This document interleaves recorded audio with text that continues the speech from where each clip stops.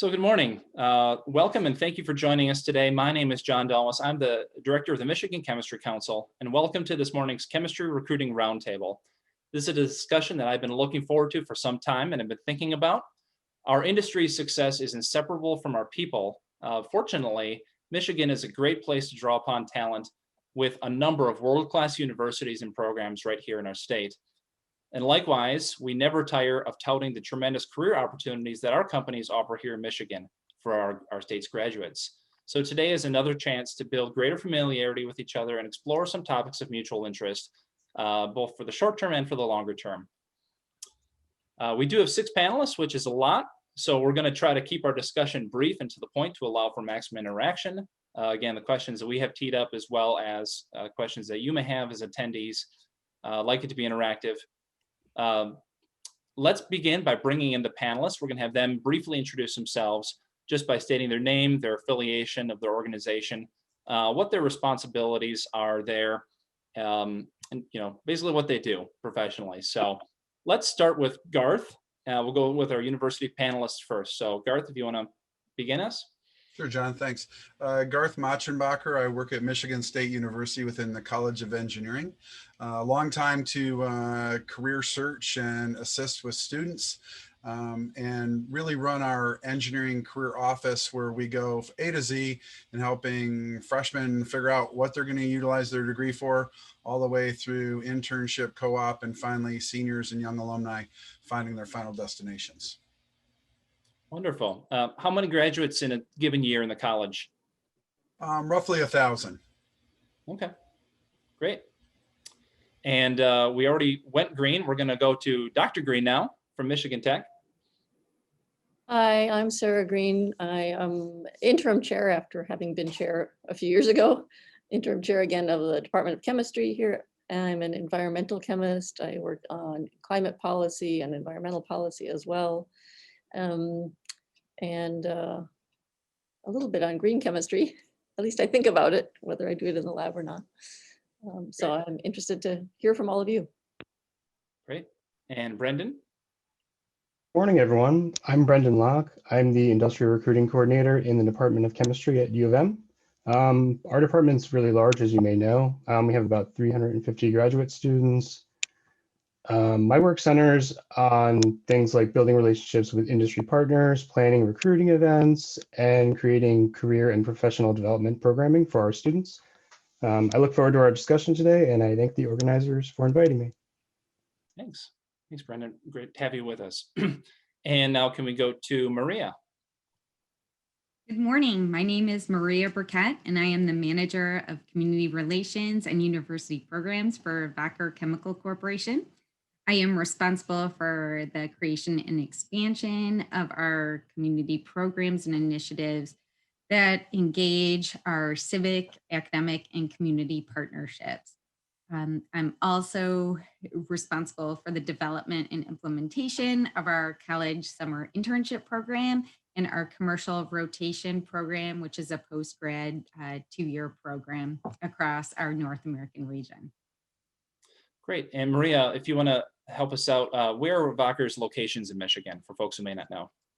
Wacker's North American headquarters is in Adrian, Michigan, and soon to be relocated to Ann Arbor, Michigan. We are building our new regional tech center in Ann Arbor, and that should be the end of Q1 of 2022, early Q2. So we're really excited. Great. Yeah, thank you. Craig? I'm Craig Stevens. I'm the Human Resources Site Leader for Trinzio LLC in Midland, Michigan. Our North America headquarters technically is in Berwyn, Pennsylvania. That's primarily a finance and IT office, but Midland is the bulk of our manufacturing for plastics and latex binders. Human Resources business partner activities involving those plants, as well as R&D and several other functions like procurement and customer service and supply chain, et cetera. As far as recruiting, we don't have a robust college recruiting program. We were going to work, that was going to be a major goal for this year. We'll still probably look at it a little bit. We've had some pretty significant M&A activity recently that's going to delay quite a bit of that work. So we're probably, whatever we build, we'll be building probably for 2022. Great. And help us out with the Trinzio as a company. I believe just celebrated 10 years old, or was that last year? Nope. Yeah, we did 10 years in 2020. Celebration was muted significantly since we were already all at home. But like everybody else, but yeah, we just 10 years. We were a carve out of Dow Chemical and then we were Styron, and then we became our own company, Trinzio, after that. So we're, pretty small North America wise, but globally we'll, after this latest move, have about 3,000 employees globally and roughly 800 North America. Great, thank you. And Krista? Hi, I am Krista Lay. I work with BASF. I am the Senior Talent Acquisition and Mobility Specialist for our Engineered Plastics and Polyurethanes group, which is called Performance Materials. So I handle all of the recruitment activities for North America, as well as all international assignments into the US, and then expats as well. Our North America headquarters is in New Jersey. However, we have several large sites in Michigan. We're in Wyandotte, Southfield, Livonia, and Battle Creek. I think those are the big ones. I work out of our Wyandotte site. Thank you for having me. Yeah, thanks for being with us. So the first question I wanted to start with, and I wanted to start with our university partners, is just to help us understand a little bit what it looks like on campus and in the departments and in the programs with COVID. How has the pandemic, first of all, impacted classroom learning, lab learning, and experiential learning? So why don't we go, we'll have them all touch on that, but why don't we start again with Garth, if you would. So, from my window of thinking, and full transparency, I'm sitting in my home in Fort Myers, Florida right now. So, I'm not on campus and I'm not dealing with the snow. I was listening to some people talk. We have very few students on campus. We did open it up a little bit this semester, but for the most part, campus is pretty shut down. We have approximately 4,000 students living on campus, which sounds like a lot until you know that normally we have 17,000 plus, and we have approximately 400 classes live, which sounds like a lot until you consider we offer 30,000 classes a semester. So, there's not a lot of physically going on campus. A lot of students have chosen to live in East Lansing and be around the campus, but for the most part, we are remote.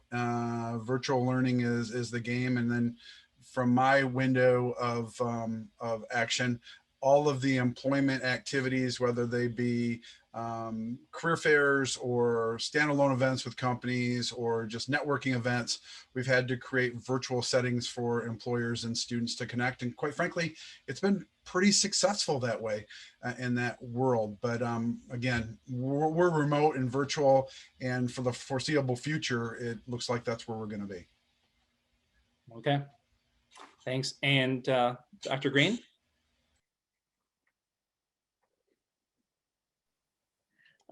So here at Michigan Tech, we also are quite a bit remote, but probably not as much as at MSU. We have managed to continue our chemistry labs running live, although with reduced students in the lab at a time, and so shortened time periods. But throughout fall, with just a few interruptions, we've been able to do that. Our large course classes are all remote. But many of our smaller classes have managed to have in-person meetings, if not all the time, at least a day or two a week. So we're in the hybrid mode right now. Okay. There was quite a bit of effort, I have to say, and thank the lab managers and the TAs. They've done a lot of video recording of lab experiments, so students who can't come to class are able to watch videos and interpret data. But we really emphasize having students come back for those hands-on experiences. Okay. And you've been at this a while. I'm going to start with some follow-up and working some follow-up questions here. But Dr. Green, have you said that folks have been able to adapt, and this year starting off that way allowed you to maybe build in some more, effective practices with that? Well, the first thing I have to say is that the students have been incredibly patient and incredibly helpful and given incredibly excellent feedback to our students. They've been really outstanding. I'd say that last summer, there was a lot of angst, all the meetings about how we were going to deal with COVID on campus. There were all kinds of meetings saying, how are we going to make the students wear masks? How are we going to force the students to stay apart? And in fact, the students have been absolutely outstanding. There have been no problems with that. We haven't had to discipline students for any kind of safety things. They've been really, really good.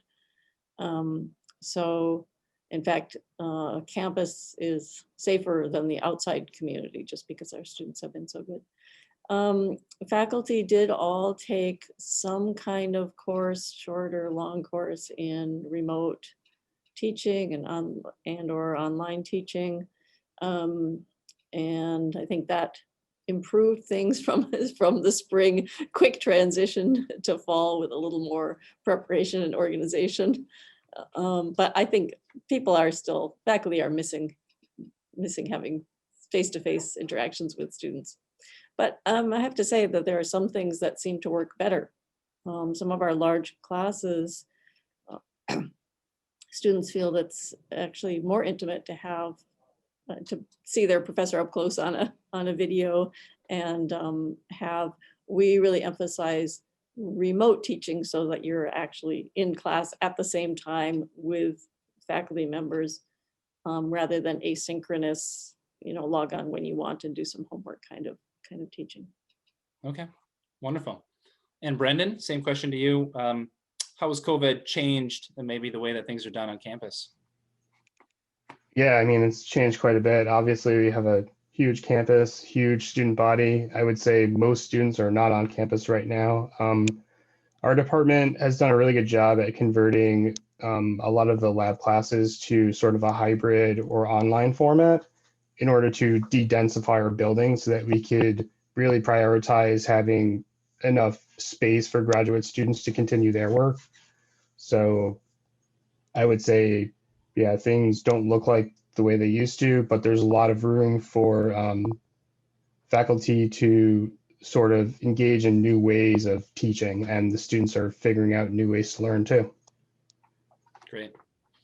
Well, everyone is a lot more adaptable, especially I think the students. They're very resilient and adaptable than we maybe give them credit for or would have expected. So it's great to hear. I'm going to turn the question a little different to our industry panelists, and have Maria, if you could talk about just what is recruiting, what is the internships? I know there was some probably loss there, but what does that look like, and how are you adapting things now and going forward?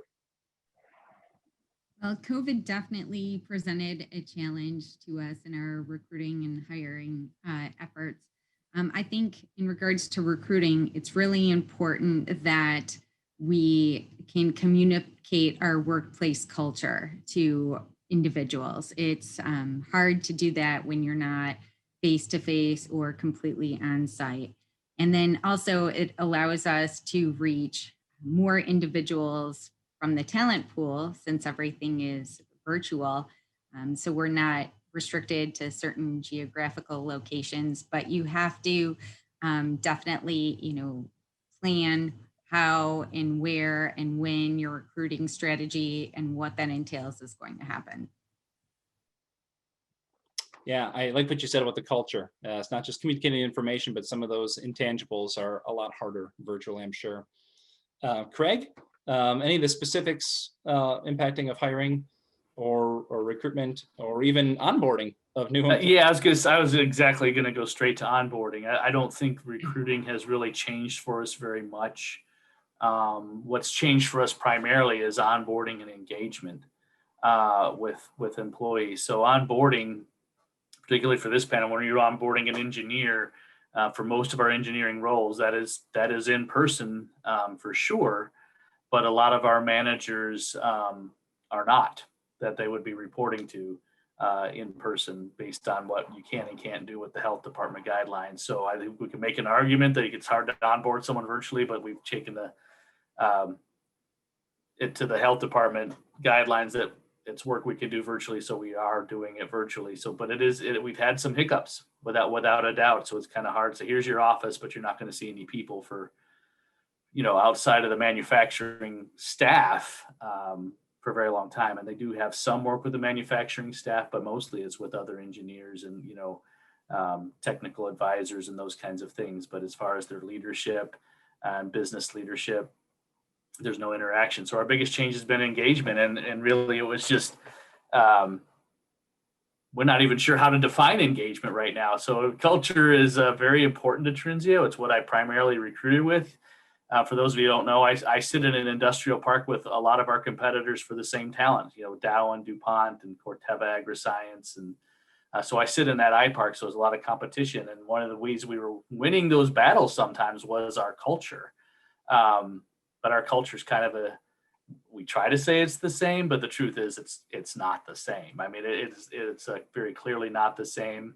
As far as recruiting, we recruited a bunch of people. I kind of recruit kind of a intersection of collaborative and competitive. That's kind of our wheelhouse for the kind of employees that we look for. So those are very gregarious, outgoing, proactive employees. Some of that's good, but then we send everybody home. So I'm not sure I would have even made the same selections had I known we would have been virtual all this time. And I certainly wouldn't have the same selections of their leaders. So, it's been a struggle. Admittedly, it's been a struggle. We're starting to figure it out. As far as what we're doing in 21, I would not have expected that 10 months later, we're in the same spot. Likely we'll be in the same spot 10 months from now, unfortunately. I think that's kind of where we're trending. So we're trying to figure it out. As far as recruiting, we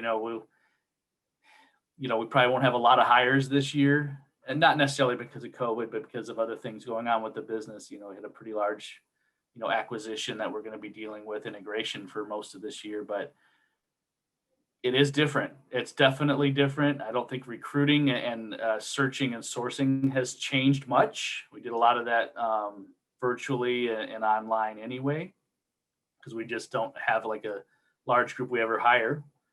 So it's just kind of, it's a couple here, a couple there anyway, but it's the onboarding is a problem. Yeah.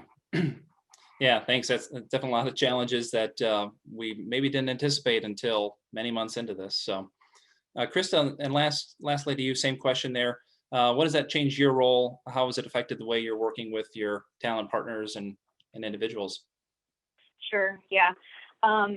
So definitely, like what Craig was just saying, I mean, we were doing a lot of sourcing virtually to begin with. The one piece with sourcing is we couldn't really go to career fairs. We had to do all of that virtually. So that was certainly a learning experience, not only for myself, but the team as well.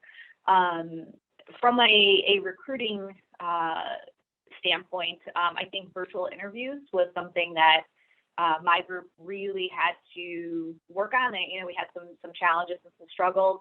VSF, we really like face-to-face interviews. We used to fly people, into Wyandotte. If you were in California, we would just fly you in because we needed to meet with you face-to-face. And that's really, really changed because now we're doing all of our interviews virtually. We're not doing any travel. So that's been kind of a challenge. But, what I think a good thing that's come out of that is I think in the future we'll be able to do more virtual interviews. And like Maria said, tap into greater talent pools. With onboarding, that has definitely been a challenge for us, especially in the very beginning when we didn't have anyone on site. So we actually had to kind of figure out how to get the technology to work, how to get, everyone's computer up and running virtually, because you used to have to be on BASF site to be able to connect to some of the systems. So we had to work through that, and that was certainly difficult. But I think we have a new process, so we can actually onboard people virtually. So some good has come out of it, but yeah, I mean, there were certainly challenges. Yeah, thanks. I wanted to open this up now to anybody who has something to share, respond to the question. You probably participate in a lot of these remote recruiting events, job fairs and things like that. What types of strategies are you employing? Because there's so much Zoom fatigue. I say that while we're on a Zoom, of course. Anything that you have done or seen that you think is really successful that that you want to offer to folks? So you can jump in or raise your hand and we'll get around to folks. So.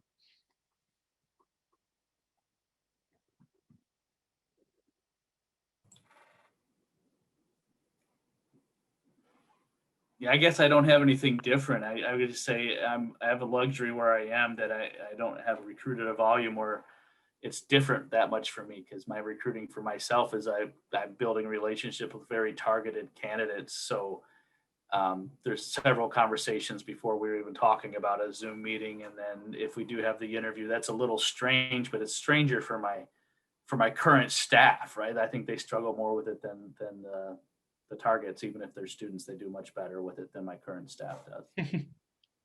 Yeah, that's a good point. Anyone else on that? How are you overcoming the remote kind of challenges and the Zoom fatigue in building those relationships?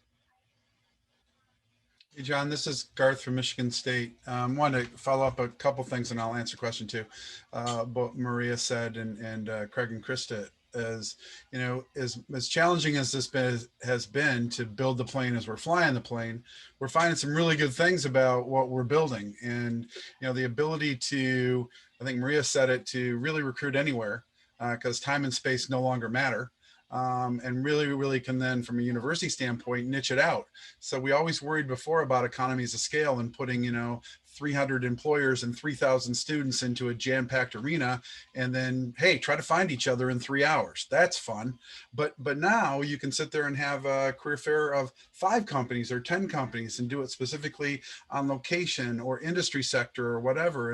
And students can schedule appointments, and employers can sit there and say, we only want students, love all students, but we only want students that are this or that or whatever, and can really select and choose that way. So I think, a lot of things from a university standpoint, we're listening to both our students and employers and trying to figure out, as we quote unquote go back to normal, what is the new normal? And I think a number of the things that we're learning, and this is contrary to what I believed a year ago, as I'm sure a lot of us do, a lot of the things that we're seeing and learning about this are going to be impacting what we do in the future. And I'll finish by saying, as we look at employers, the big thing that a number of employers, and again, I think Craig alluded to it, they were going virtual anyways. They were spending a lot of time doing virtual interviews and things like that. And the cost of coming to campus was prohibitive to many. But I think what the students really want, and Krista alluded to it, is that final interview to be one-on-one in person. They want to grab a little of that culture that we've been talking about, and they want to see Wyandotte or wherever you may be. And that's the thing that's missing currently with this recruiting class. Yeah, great points there. Dr. Green? Yeah, and then I'll pass it on to Maria because she has her hand up also. But I will reiterate what Garth said, except to say that Michigan Tech has been ahead of that game because we are already remote. we are far away. And so I can't speak directly for the career fair people who do a tremendous job, but they've been working on remote contacts for a number of years already. And so I think they were poised to be able to take advantage of this, even though we do like to have companies come to campus, and I hope we can still do that in the future. Our students, I heard recently that this generation is going to be called the Zoomers. I think they're jumping onto it. So, yeah, wonderful, great points. Yeah, Maria? I was just going to add, as Krista was saying, I think one of the silver linings of the pandemic for students has been their ability to adapt and become more comfortable with virtual face-to-face, right? So a lot of times at career fairs, there's a lot going on and individuals might not be able to spend a lot of time or put their best, foot forward. Same thing if you were doing in person, they might be nervous, they might have issues with the virtual call. But I think this whole situation the past year has allowed students to become more familiar with talking one-on-one or in a group and advocating for themselves.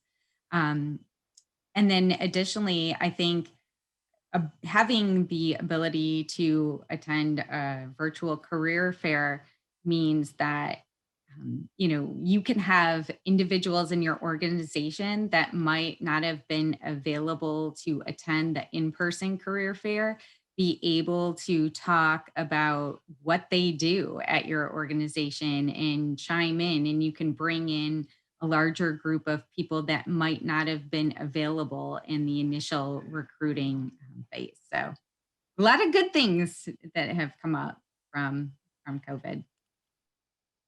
Great. If there's anything else on that topic, kind of along the same lines, very similar. How are you driving engagement, and how are you measuring engagement, whether it be for employees or for students? Identifying where folks are at, and you get a very good sense of it I'm sure when you're in the classroom with them or in the lab with them, and they're getting this, they're mastering these skills, whether it be classroom academic skills or just the soft career type skills. How are you measuring that, be it either in the classroom or then when they are being recruited or being onboarded? I'm sure there's a lot of challenges there and things that are maybe missing. So Maria's hand up. I don't know if her hand is still up or. I put it up. One of the things, so in the fall, we had a new hire for our commercial rotation program. And I mentioned earlier, it's a 2-year program for a recent graduate where they rotate through the divisions in our company to learn more about each department. And the individual that joined us in the fall was a former college summer intern, but not being on site, was a little bit of a challenge. She got onboarded on site, but to make sure that I'm connecting with her and keeping her engaged, I have bi-weekly calls where we're just talking about things in general. Hey, did everything work out with your benefits and your onboarding? And do you have any questions about, your paperwork and all of that stuff? And then we'll move it into, are you comfortable with the technology? Have you had opportunities to dialogue with your supervisor and teammates? And then we also talk about any challenges with the actual role. And then we have, time for other dialogue. And I've had a few different times where I've had her join in calls with former rotation program participants so she could meet them and hear about the position. And then she has other people that she knows that she can go to talk to about whatever. Yeah, I love that you're making that a very strong habit and making sure that you provide those designated opportunities for that. I'm sure it's very fruitful. So Krista, same question. Yeah, so one of the challenges I kind of thought about with engagement is our delegates who are coming in. So maybe you have someone coming in from Germany or China or Poland. They're already coming into a brand new country, the U.S. I mean, that's stressful enough, but actually getting people to the U.S. this past year has been extremely difficult. So there are constant delays. You might have to move very quickly within 30 days from your home to a brand new country. And some of these processes are taking 6, 9, 12 months for some of these moves. So to Maria's point, I mean, it's a lot of I try to do weekly calls with my incoming delegates just to see what questions they may have. I find that sometimes they don't want to ask the question, they don't want to, be difficult. So it's really just engaging with them to kind of pull these questions out and make sure that they feel comfortable coming to me, if there are issues or questions or anything along those lines. Something else I find that's effective is we still do a virtual orientation every Monday. And we ask everyone to try to use their cameras. We don't make it a requirement, but it is still nice to explain those benefits to someone kind of in person, right? Even though you're virtual, they kind of can put a name with a face type thing. So we still do that every Monday, and I do find that that's been really effective for people to feel more comfortable. So.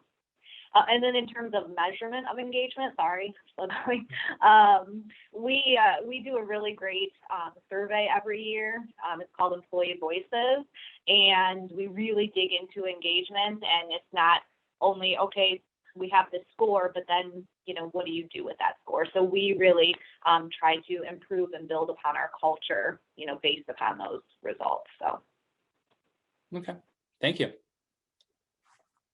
Anyone else? A great way that you're measuring or driving engagement in a targeted way? Yeah, I'll just jump in real quick.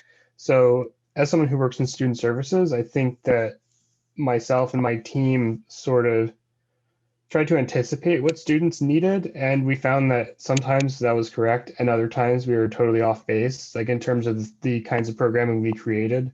It was very hit or miss. Sometimes a lot of people would show up, sometimes we would get very little people showing up. So instead we were just like, well, let's just ask the students what they want. And so one thing in terms of career development things, I sent out a poll asking the students, what kind of career development programming would you be interested in doing? And so we got a lot of feedback from them in terms of how are your skills with this, that, and the other thing, and what kinds of programming would you like to see, instead of just making the assumption that they need these things. It sounds very basic, but when you don't have as much contact with students, because I've been working at home since March, it just makes it so much easier if you can actually get feedback and then act on that. Yeah, that's great. Chris, did you have a follow-up with that, or maybe not? No. All right. I just agree. Yeah. Great idea. All right. Well, let's move on to sort of some of the larger trends and things. What larger trends are you seeing in the types of students that are in your chemistry or chemical engineering programs for those at the universities, and anything that you've seen already in place, and maybe COVID has changed that or not?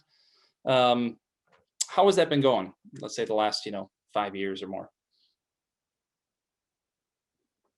It's an open-ended question, I realize.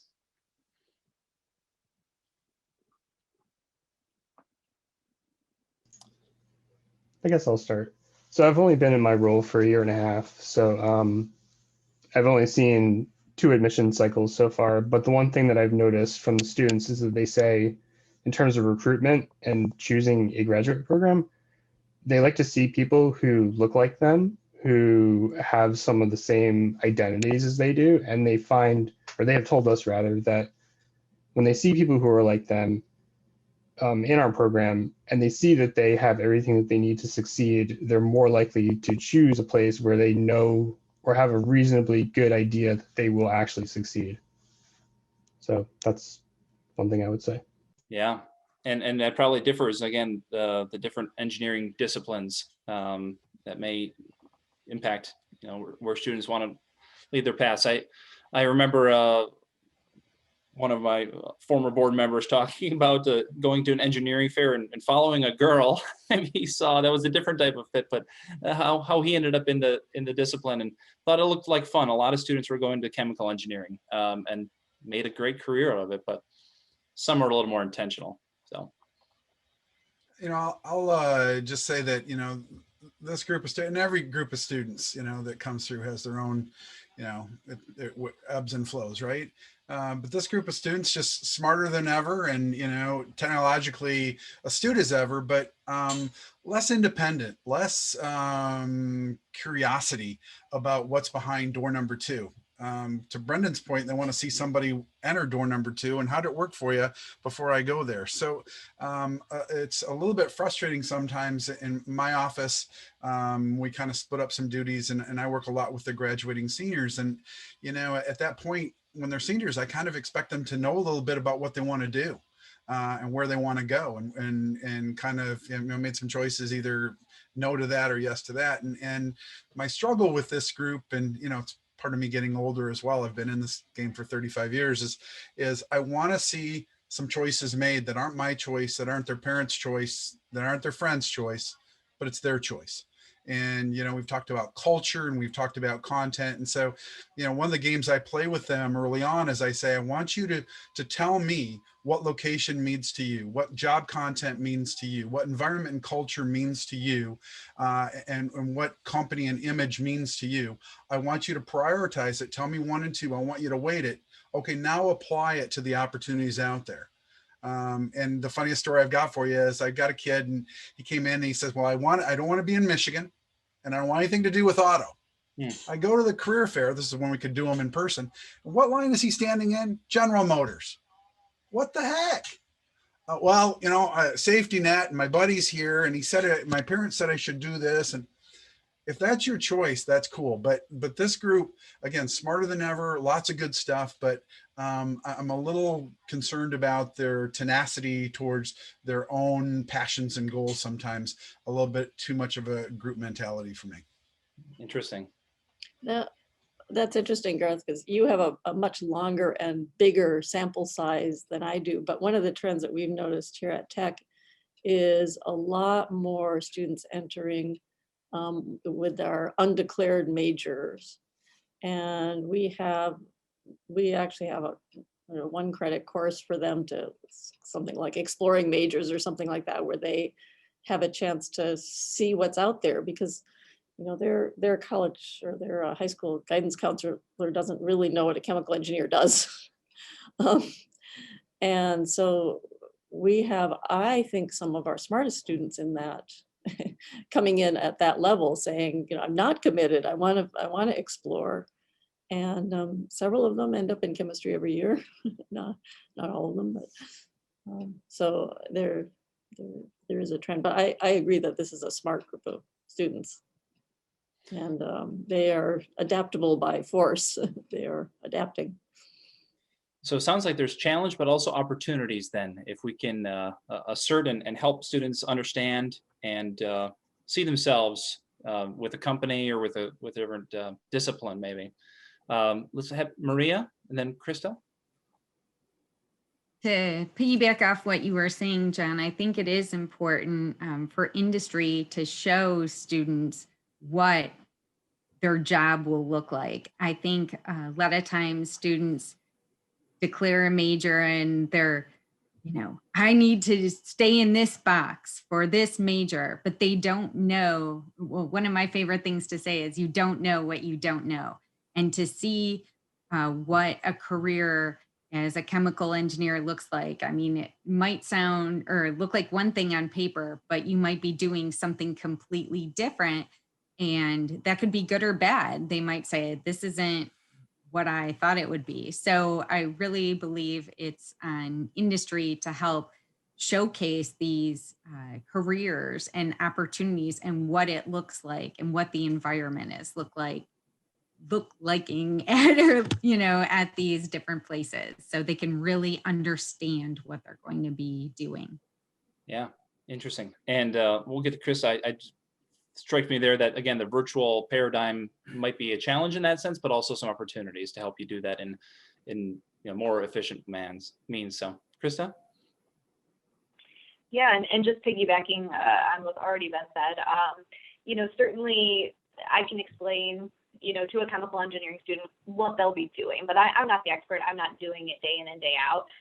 So I typically try to have one of my team leads or managers, or even someone that's just already in the role, they've been in it for a couple of years, to just have a quick conversation with them to make them feel comfortable before, you know, applying for the job or deciding that they want to come in and interview.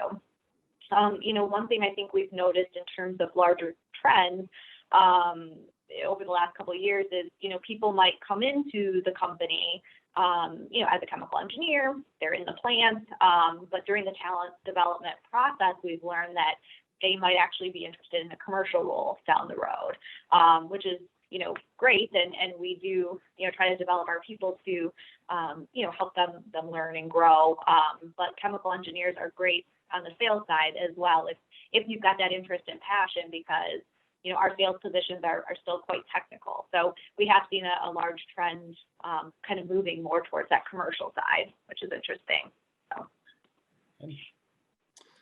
Just a quick comment, John, to our industry friends in the room, and that is, we want you on this journey with us. We are educational partners. And I think one of the things that's come back, and again, full transparency, I'm a co-op guy at heart. I used to run the co-op program at Kettering University. And so I do strongly believe that students can do meaningful work at industry prior to their junior and senior year, as early as that freshman and sophomore year. And I think one of the opportunities that's opened up during COVID is many of the companies, because of just the economy and everything going, microsize their internships. But my takeaway is that maybe these micro internships could be utilized at the freshman sophomore level, be it virtual or in person, and really give the students a 1 or 2 week taste of what it's like to work at WAC or BASF or whatever, and give them a little bit better understanding of what it means to be a chemical engineer or chemistry or whatever.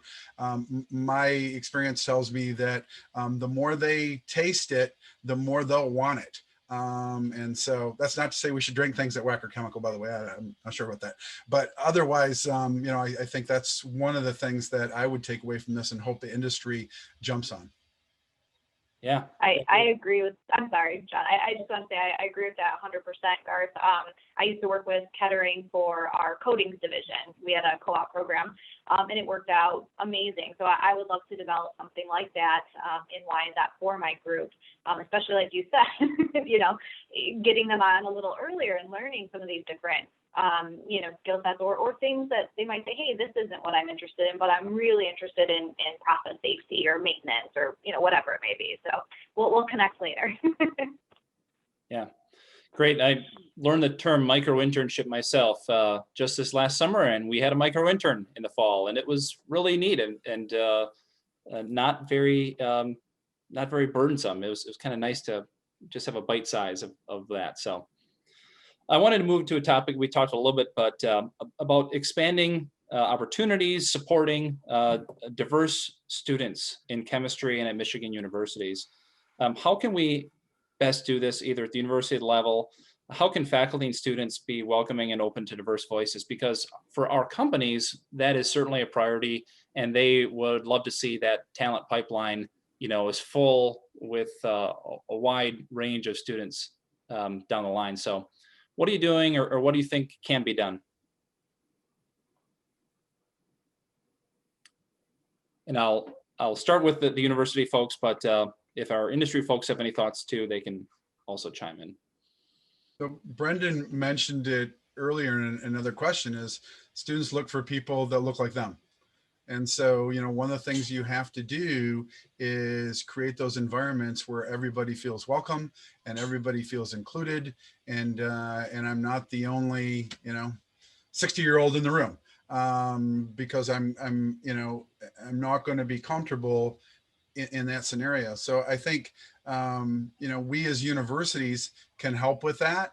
But at the same time, you don't want to be too selective either. I mean, it is going to be a situation where we're all going to work together eventually. And so there's that careful line between the two. So I think from a university perspective, we have to work closely with our women in engineering programs, with our diversity, equity, and inclusion office, always highlight those opportunities and make those seem seamless to the employers that come on campus, rather than make them go office to office for different things. Why can't, and again, beauty of COVID, we can all get in this Zoom room together and we can talk about the strategies for an employer, not just for our chemical engineers, but for a diverse group and a diverse set. And I think we're right for it, and certainly where we are in America is right for Great. I see some hands up too. So Krista or Maria? Go ahead, Maria. Sorry. Thank you. So I think one of the things that companies can do to help recruit diverse students is to highlight the company's diversity brand. So some of the things would be, if your company has a diversity statement, make sure it is displayed on your company's website and possibly on the career page. If a company has employee resource groups on site, maybe highlight their story and their activities on the website and also through our social media channels. Recruit at schools that have a diverse student body that represents the underrepresented students is another thing. Partner with multicultural professional associations, community partners that support your diversity inclusion efforts, and then just internally establish clear and measurable recruiting metrics around diversity to track your progress and make sure you're moving in the right direction. Wonderful. Thanks. And Krista? Yeah, so totally agree with everything Maria just said in terms of partnerships and of course our ERGs are huge, and we do make that part of our brand, right? Because D&I is very important to us. But I think it also has to start with the inclusion piece, and to be inclusive, we have to have the right infrastructure. And I know something that BASF has struggled with is some of our plans. They aren't necessarily female friendly. They're not friendly to everyone. So if we can't be inclusive there, how do we expect people to come and apply for our positions, right? So we've got a big infrastructure plan where we're adding, mother's rooms and prayer and meditation rooms, and equal accessibility to restrooms and locker rooms. I mean, things that seem like, oh, of course you would do that. But, some of our plans were a little behind the times. And, if we can create a more inclusive environment and can show people that, this is what BASF is, we are inclusive, I think we'll have a better chance of attracting, this talent. So. That's great to hear. Yeah. Anyone else? I'll be a little more philosophical. I do agree with those sentiments that have already been raised. But I'll point out that we've been working on this so-called problem issue for a lot of decades, and the progress has been there's progress, but it's been really slow. And so we really need to think out of the box and do some different things. Several people brought up the idea, the term culture, and, talking to people who study culture, it's really hard to change culture. It's embedded in us from birth, and it's hard to change. And so we really need to look at the scholarship about how that happens and how to engage the people who actually study that. So, all those efforts that we're doing are good, but we need to be thinking more broadly out of the box. And it strikes me that people talk a lot about opportunity, and of course we want to give everybody opportunity and expand opportunities and all those things. But, in the big picture, we are facing huge global problems. We are undermining the planet that we live on and that sustains our cultures. And so we don't just need to give people opportunities. We need all talent on deck. We need everybody out there who has those talents to bring them forward and help them solve these problems. So it's not just about opening doors and helping people. It's about helping everybody, using those talents to help everybody. Yeah, it's about communicating and making sure everyone is engaged on what are we all in this for? What are those challenges? Not just the day-to-day, but some of those bigger things that can inspire people, maybe. So I definitely appreciate that. Two topics that I've often heard about in terms of, we want to develop within our students, at least from the industry side, is industrial process safety. It's one thing to learn about chemistry in the lab, but another at a plant level, at an industrial level, and especially the process safety side, that's very much taught and developed, as well as sustainable chemistry, or green chemistry. That is increasingly part of what we need to be teaching and developing. So anything that universities are looking at reading from our industry partners as far as those two areas. I know there's been some initiatives out there. ASCHE has some process safety things, and also on the green chemistry side, including some efforts at the state of Michigan,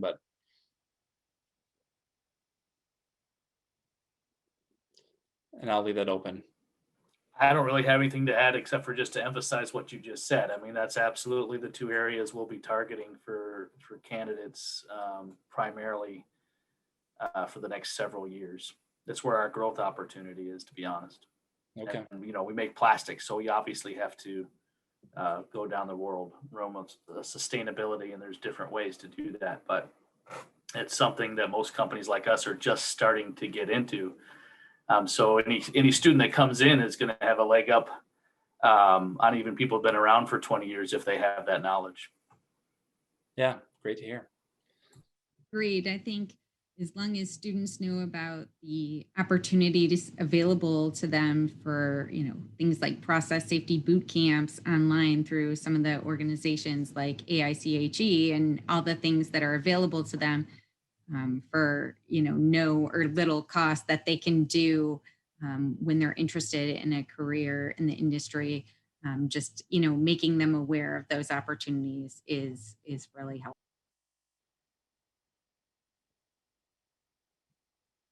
Is that a message that industry, I mean, Craig said it here, but is that a message we can continue to send? The things that we are, the problems that we are pivoting to solve and we want to see from the university side, or you feel like that's being communicated?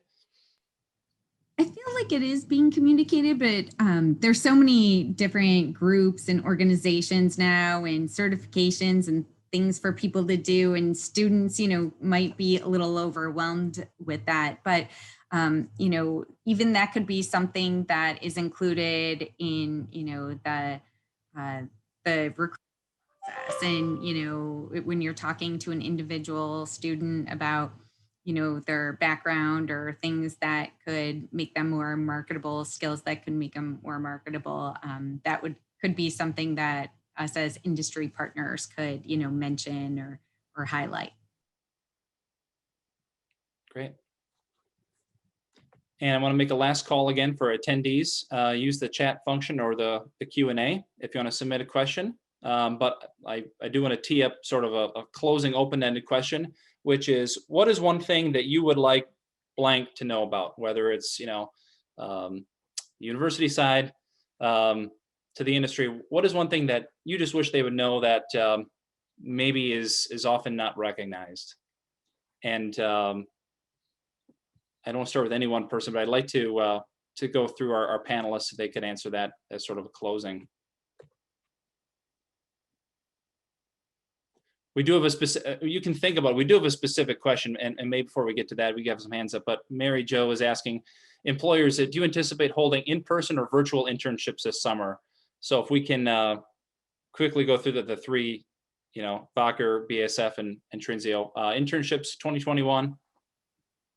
So our plan at Bacher for this summer is to have an internship program that right now we're planning 100% virtual. However, as things progress with the coronavirus and the vaccine rollout, it could incorporate a 1 to 2 day on-site kind of hybrid model. But right now we are planning on going forward. We just have to give it a little bit more time because our employees and our future employees' health and safety is of paramount concern. So, okay. Krista, internships 2021, do you know? Can you answer that? Yeah, so from what I understand, I'm not too heavy in the internships, but we're doing a kind of a hybrid approach. So some of our engineering internships, they will actually be on site at the plant, but all of our commercial human resources type internships will all be virtual. I'm hoping in 2022 that we can move forward with fully on site, because I think that's, so paramount, but we're going to work with the virtual environment for this year. Craig? Yeah, similar to what Krista said. So looking at what internships we'll probably be looking at for this year, they'll be pretty closely tied to manufacturing. So those folks will probably be on site. For us, on site right now means hybrid, right? So they'll probably be at the plant 3 days a week and not at the plant 2 days a week. So we're trying to figure out how that would work from an internships, but even our plant leaders are hybrid like that. So we're probably looking at that. And then anything that's not manufacturing would have to be 100% virtual right now. Okay. But I'm glad to see that companies are going back to this. It's not something they can give up on, so. Yeah, ours has never been about giving up. It's just other stuff going on with the company right now is the only reason we're not going to have a robust program this summer. Yeah. We have some of the questions that come in, but I think we kind of need to close, and I wanted to ask folks again if there's any anything that you'd like an industry partner or university partner to know that you can help share. So I'm going to drop off very quickly because I have to teach in 4 minutes. yes, ma'am. Downstairs. So I don't have anything profound to say on this question. But our students always complain that at the career fairs that companies are always advertising for chemical engineers and they don't recognize the parallel and different skills of chemists. And partially it's because we have a smaller population than the chemical engineers, but please list chemistry also when you come recruiting at Tech. Great. And we would love to be engaged with internships. Again, we have a small program, so it's hard to keep a pipeline going because we'd only have a few students per year, but we would love to have some places we could send students who are interested in summer or other types of internships. Okay. Well, thank you. Appreciate that specific feedback, and best of luck with your class. Thank you for being with us today. Thank you. This was a good event. Nice to meet everybody. Pleasure. Maria? I saw that Mark Kramer had posed a question about the skills that are needed for this virtual collaboration, and I would say you can teach someone how to do their specific job responsibilities, but right now with COVID and this virtual world that we're living in, I think this gives us an opportunity to look for some different skills for our future hires. And I think there are things like the ability to operate in a fully digital environment is key, as well as the cognitive skills to ensure that they can respond to the need for redesign and innovation is important as well. They need to have strong social and emotional skills to help ensure that they are able to collaborate effectively. And they need to be adaptable and resilient during this time and moving forward. And these are skills that we can, kind of look for in our future workforce, but also we can take those and reskill our current employees to make sure that they have these skills that are necessary for whatever the future of work looks like. Absolutely. Great. Yeah, I would just piggyback on what Maria said, and add the only thing I'd add there is where we're kind of lacking is the attribute of just natural curiosity, right? Because no one's going to come around to their desk and kind of prompt them to go do a thing. So we need some entrepreneurship, some curiosity, and proactive, right? And then of course all the agility that's going to come for the next several years now. Thanks, Greg. Just to piggyback off Craig and Maria, this is Krista. Definitely entrepreneurial, creative, continuous improvement is always a big piece of what BASF looks for. So it doesn't mean you have to be, a Lean Six Sigma black belt, but we want people who, want to be creative and come up with new ideas and, not be afraid to fail. That understanding that, these ideas are new and innovative, and not everything's going to work out on the first try, and that's okay. So I think that's important. Great. Thanks. Garth or Brendan, any gripes you want to share too? I mean, Sarah's was great. It's good to hear specific feedback from that, but anything you'd like us to know, how we can best support you? I'll just jump in real quick. It's not a gripe, so I won't go there. The one thing I was going to say that Maria kind of already addressed is oftentimes the graduate students, when they're looking for job opportunities, they'll understand the technical skills required, but when it comes to what were traditionally called soft skills, or what I'll just call people skills, it's oftentimes very unclear as to the things that companies are looking for. And I'm not saying that means that industry is not doing a good job at showcasing that, but maybe if there was a way to make it more clear, because for some reason there's a misunderstanding and I'm not sure where the disconnect is coming from. So that's the only thing I have to say. All right. Thank you. And as a challenge, not a gripe, I'll double down on we're all in this together. And so this summer, like last summer, we'll be developing a virtual intern experience for our students that don't get opportunities. And the challenge is I can't do this by myself. And no offense to educators, but you're part of this equation, employers. And so there's a number of seminars and workshops, and I'll use what Brendan just said, in terms of the so-called soft skills that you all do better than us. And so the idea of bringing that together and not just hosting it for your interns or your but for a greater group. We work with After 5 Detroit. We work with Hello West Michigan. We work with Lansing 501. There's a lot of great groups out there that supplement what y'all are doing. And we plug in with that. And we had 60, 80, 100 students in July attending these seminars and workshops on how to communicate in the workplace and what lean manufacturing and lean technologies and lean processes look like. So all kinds of good stuff that you guys can offer.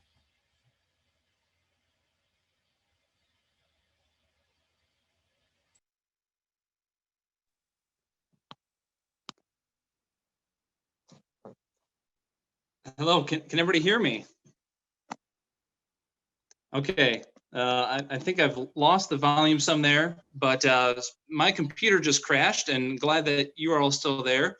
So I'm on with my phone, and I'm trying to be resilient and adaptable, and I'm just gonna sign this all off.